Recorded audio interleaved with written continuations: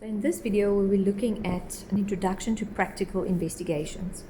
Now, practical investigations can be quite daunting. But usually, it just starts with you observing something.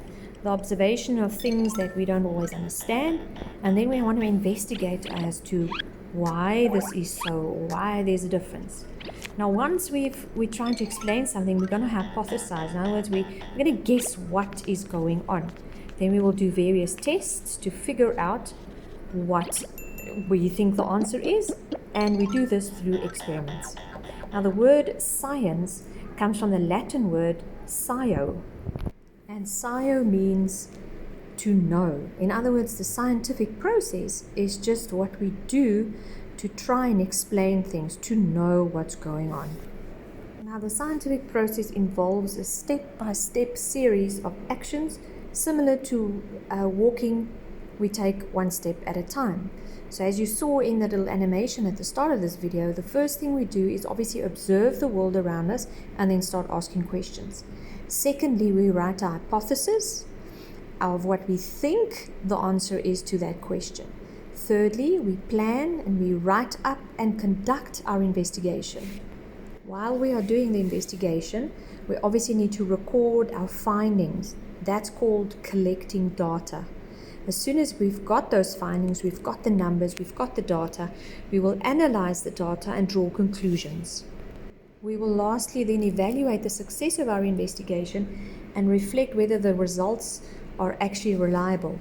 And also perhaps think of, if we had to repeat the experiment, how can we improve it in future? Now, whenever you do a practical investigation, you will obviously be expected to write up what you've done.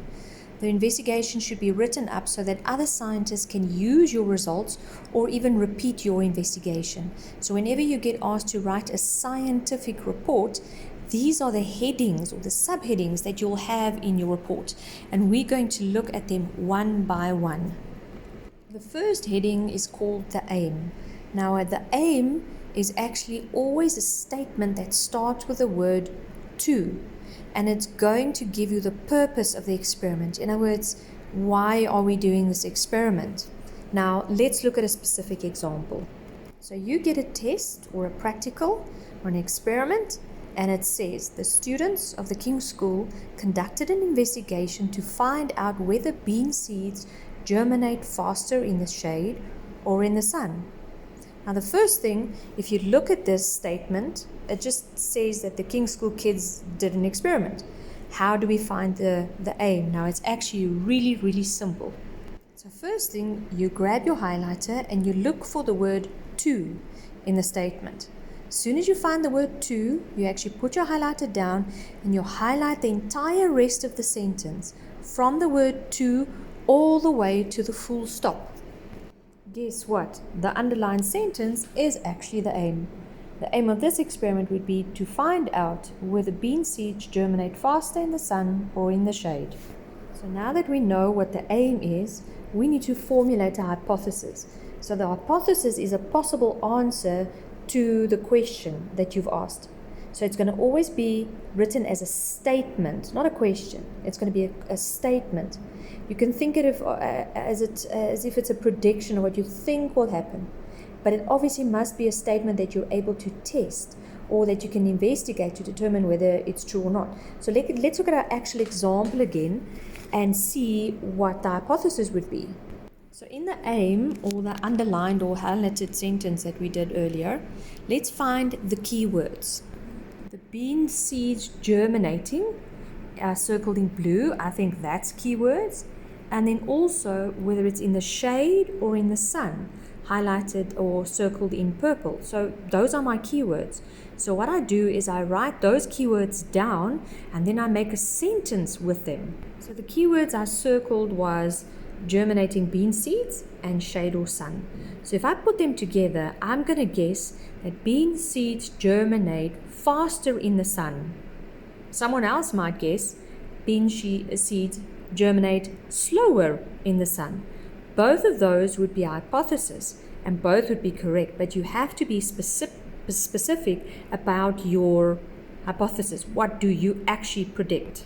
As soon as you've got your aim and your hypothesis, you now need to actually decide what method are you going to do? What kind of experiment are you going to do? So you need to write a method, and you need to think up what kind of apparatus, what tools and stuff are you going to need to do this experiment with. Now, lucky for grade 8 and 9s, you don't design your own experiments, so the teacher will always give you the method and provide you with the apparatus, and you just do the experiment. But as soon as you get to grade 10, 11, and 12, in both physical sciences and in life sciences, you will be expected to make up your own experiment, design your own experiment from scratch, and you choose and select the most appropriate apparatus. So lucky you'll get a lot of practice in grade 8 and 9 regarding that, and you'll be ready by the higher grades to do so. The method would always give you the list of the equipment or the things and the chemicals that you will need to do your experiment. You will also have to then give it as a detailed step-by-step plan of what you're going to do. So you have to name what you're going to use and how much of it you're going to use. You need to carefully describe in such a way that anybody else can come and read your method and actually use it to repeat your experiment. You also have to give details of how exactly you're going to collect your results from the experiment. So what are you going to measure? What are you going to weigh? What are you going to photograph? How are you going to get the numbers? Obviously, whenever you do an experiment, there's going to be things about the experiment that can be changed, and if they are changed, they will influence the outcome of the experiment. So these things are called variables, and we find 3 types of variables: fixed variables, independent variables, and dependent variables.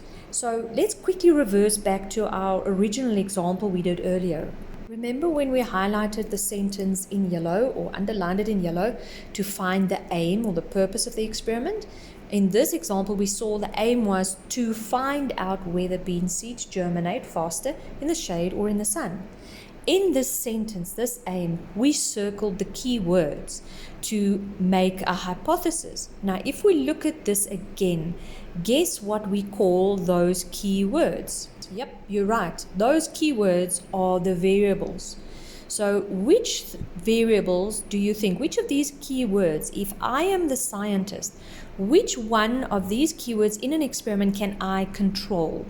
Can I control how fast the beans germinate? Or can I control whether they grow in the shade or the sun? Well, obviously, I'm the scientist, so I choose where it grows, whether it's sun or shade. So the independent variable, because it starts with the letter I'm the scientist, I will decide the position of the beans, whether it's in the sun or the shade. So my independent variable would be the position of the beans, either in sun or shade. That means obviously the other keyword, the bean seeds germinating, the speed at which they germinate, or how fast or how well they germinate, that would be our dependent variable. As soon as you've identified the dependent and the independent variable, it's actually really simple to draw graphs and tables. In a table, the left-hand side column will always be the independent variable, and the right-hand side column will be the dependent variable. Take note of the following criteria when you draw a table.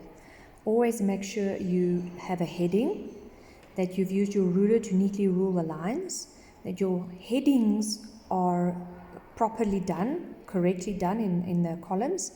You're not allowed to have any units in the body of the table, so only in the headings of the columns, and that you filled in your data correctly.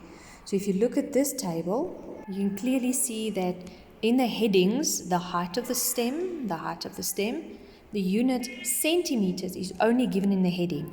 You don't put it in the actual table where your numbers go. Then using your table, you'll be expected to draw a graph. And again, it needs a heading with your axes labeled properly. So you always put your independent variable at the bottom on the x-axis and then your dependent variable on the y-axis. Now remember, a line graph is only used when we've got numbers on both the x-axis and on the y-axis. Then you make the dots appropriately, as you've always learnt, as you learnt in the primary school, and then you basically just connect the dots. So in life sciences, you don't follow the trend or the line of best fit. You literally go and connect the dots for me. A bar graph, on the other hand, will have numbers on the y-axis, but on the x-axis, it will be names, like names of apples and oranges, fruits, people's names. There won't be numbers at the bottom. If you don't have numbers at the bottom, but only numbers on the left at the y-axis, you know it's going to be a bar graph. Once you've got your data, you can now look at it and then conclude. So what you're going to do is you're going to look back all the way to the hypothesis you wrote, and then decide, do you think your hypothesis was correct or was it incorrect?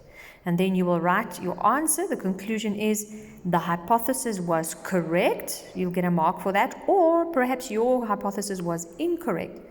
Since the data shows that the one thing increased or decreased with the other thing, so you're going to put your keywords in there again. The very last step then is obviously evaluation. So you need to comment on how did you work carefully to ensure that your results were accurate. You have to name the apparatus you used and how you used it, and then obviously how you can improve the design of your experiment if you want to have better results. You need to actually find a weakness in your given method and then say how you can improve it. Obviously, evaluation of the design is also something that's only being assessed in grade 10, 11, and 12.